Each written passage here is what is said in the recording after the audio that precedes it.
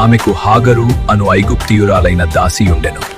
వాగ్దాన వాక్యమునే గుండెల్లో మోసి కలమంతా చూసెను, కళ్ళలో ఆశని దాచి నా గర్భము మూసెను యెహోవానగా, మనసులో బాధను మాటలుగా విడిచెను సారై తల్లి. దాసి అయిన హాగరుని చేతులు పట్టుకొని విధి మలుపు వద్ద నిలిచెను మౌనంగా. వాగ్దాన వాక్యమునే గుండెల్లో మోసి కలమంతా చూసెను, కళ్ళలో ఆశని దాచి నా గర్భము మూసెను యెహోవానగా.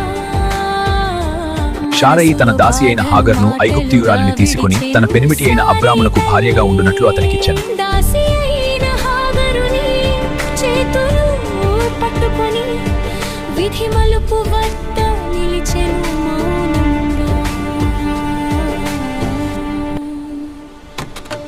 విధి రాసిన బాటలో నడిచెను కాలం, వాగ్దాన మేఘాలు ఆలస్యం చేసెను దూరం. కనాను నేలలో 10 సంవత్సరాల నిరీక్షణ నిశ్శబ్దమై నిలిచెను శారై హృదయం.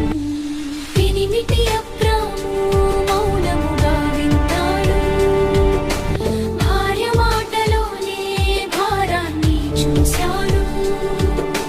దేవుని సమయం ముందే కదిలిందా, మనిషి నిర్ణయం చరిత్రను మలిచిందా. భార్యగా ఇచ్చెను హాగరును చతురారా. విధి చక్రం తిరిగెను నెమ్మదిగా గంభీరంగా.